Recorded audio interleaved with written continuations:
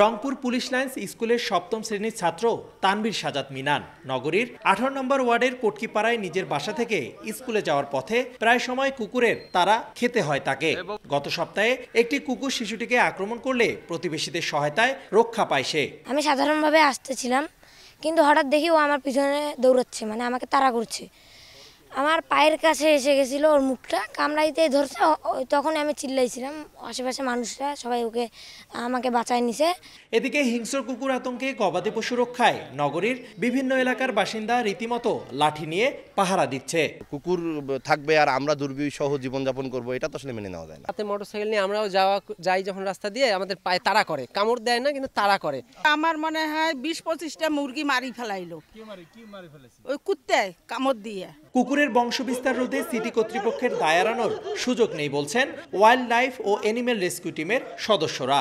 নগদের কাছে সব গ্রাহকই প্রিয়, তাই তো সারা দেশে ক্যাশ আউট চার্জ সবচেয়ে কম।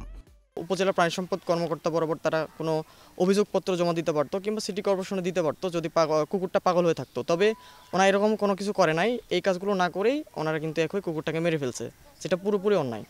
তবে সিটি কর্পোরেশন জানায় আইনের বাধ্যবাধকতার কারণে কুকুর নিধন বন্ধ রয়েছে।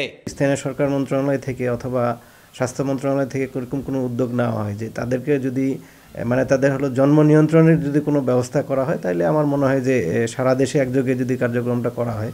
নগরবাসীর নিরাপত্তার স্বার্থে দ্রুত কার্যকারী পদক্ষেপ গ্রহণের দাবি সংশ্লিষ্টদের। রেদওয়ান হিমেল, সময় সংবাদ, রংপুর।